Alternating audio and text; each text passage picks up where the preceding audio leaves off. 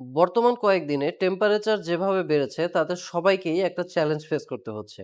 আর এই গরমের কারণে শিশু থেকে শুরু করে প্রাপ্তবয়স্ক মানুষ সবাই কম বেশি অসুস্থ হয়ে পড়ছেন। কিন্তু এই সময়ে যদি আমরা কিছু নিয়ম মেনে চলি তাহলে এই অসুস্থতা থেকে কিছুটা হলেও মুক্তি পেতে পারি।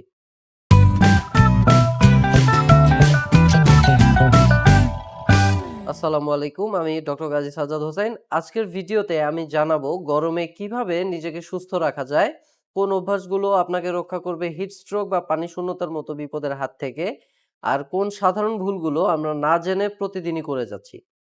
ভিডিওটি শেষ পর্যন্ত দেখুন, কেননা শেষ টিপসটি আমরা জেনে বা না জেনে অনেকেই অবহেলা করে যাই, আর এটি আমাদের জন্য হয়ে উঠতে পারে লাইফ সেভার। গরমকালে আমাদের শরীর স্বাভাবিকের চেয়ে বেশি ঘাম ঝরিয়ে ঠান্ডা থাকার চেষ্টা করে। এতে শরীর থেকে বেরিয়ে যায় পানি আর ইলেকট্রোলাইট, আর তার ফলে মাথা ঘোরা, দুর্বল লাগা, ব্লাড প্রেশার কমে যাওয়া, এমনকি হিটস্ট্রোক পর্যন্ত হতে পারে। বিশেষ করে যারা বেশি সময় রোদে থাকেন বা খোলা জায়গায় কাজ করেন, তাদের জন্য এটা আরো ঝুঁকিপূর্ণ। গরমকালের তীব্র তাপমাত্রা বিশ্বজুড়ে মানুষের জীবনকে বিপন্ন করে তোলে। ওয়ার্ল্ড হেলথ অর্গানাইজেশন জানিয়েছে গরমজনিত মৃত্যুর হার 2000 থেকে 2019 সালের মধ্যে প্রতি বছরে ছিল প্রায় 4,89,000, যার মধ্যে 45% ছিল এশিয়ায় এবং 36% ছিল ইউরোপে। 2022 সালে ইউরোপে 61,672 জনের অতিরিক্ত গরমজনিত মৃত্যু ঘটে এবং 2003 ও 2010 সালের মতো তীব্র তাপপ্রবাহে হাজার হাজার মানুষ মারা যায়। গরমের প্রভাব বয়স, স্বাস্থ্য, পেশা এবং সামাজিক অবস্থার উপর নির্ভর করে। তবে এটি সঠিক জনস্বাস্থ্য নীতিমালা এবং সচেতনতার মাধ্যমে প্রতিরোধযোগ্য, যার ফলে জীবন রক্ষা করা সম্ভব।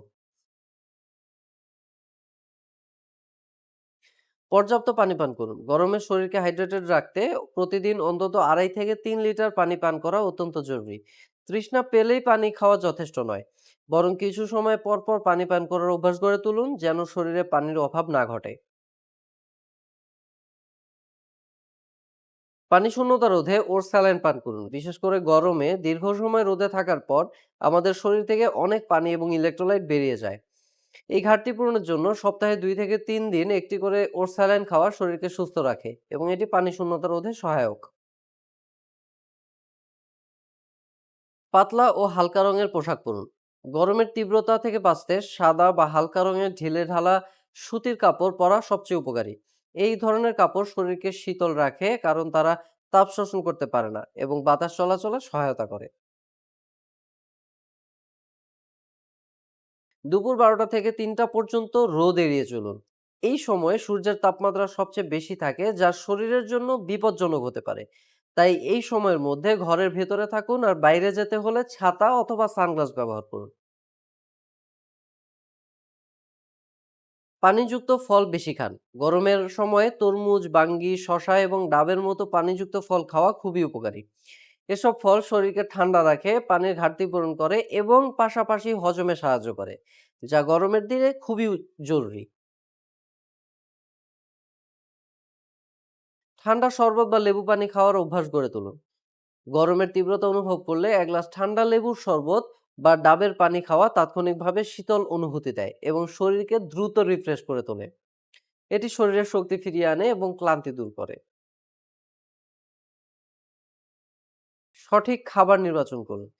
গরমে অতিরিক্ত তেল, মশলাদার বা ভাজা পোড়া খাবার খাওয়া শরীরের জন্য ভালো নয়, কারণ এগুলো শরীরের তাপমাত্রা বাড়িয়ে দেয়। বরং হালকা খাবার যেমন ভাত, ডাল, সেদ্ধ শাকসবজি এবং টক দই খাওয়া গরমের জন্য উপযুক্ত। এই খাবারগুলো শরীরকে ঠান্ডা রাখতে সাহায্য করবে এবং আপনার হজম প্রক্রিয়া সহজ করবে। গরমের সময় আমরা কিছু সাধারণ কিন্তু মারাত্মক ভুল করে ফেলি, যা আমাদের শরীরের উপর বিরূপ প্রভাব ফেলে। অনেকেই পিপাসা না পেলে ঘন্টার পর ঘন্টা পানি খান না, এটা খুবই ক্ষতিকর। আবার গরমে শরীরকে ঠান্ডা রাখতে অনেকে বারবার চা বা কফি খান, অথচ এগুলো শরীর থেকে আরো পানি বের করে দেয়।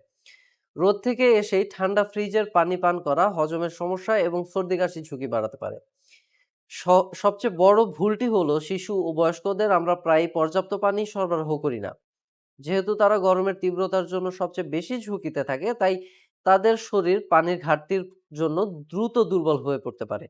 তাই এই বিষয়টি আমাদের অবশ্যই মাথায় রাখা উচিত। এই গরমে নিজের শরীরকে সুস্থ রাখার দায়িত্ব কিন্তু নিজেরই। ছোট ছোট কিছু নিয়ম মানলেই আপনি বাঁচতে পারবেন বড় বিপদের হাত থেকে। যদি ভিডিওটি আপনার জন্য উপকারী মনে হয় তবে ভিডিওটিতে একটি লাইক দিয়ে পাশে থাকবেন। ভিডিওটি আপনার প্রিয়জনদের সঙ্গে শেয়ার করুন এবং কমেন্টে জানিয়ে দিন আপনি কোন নিয়মগুলো মেনে চলছেন। এছাড়াও আরো স্বাস্থ্য বিষয়ক টিপস পেতে চ্যানেলটি সাবস্ক্রাইব করতে ভুলবেন না। ভালো থাকুন, সুস্থ থাকুন। ধন্যবাদ।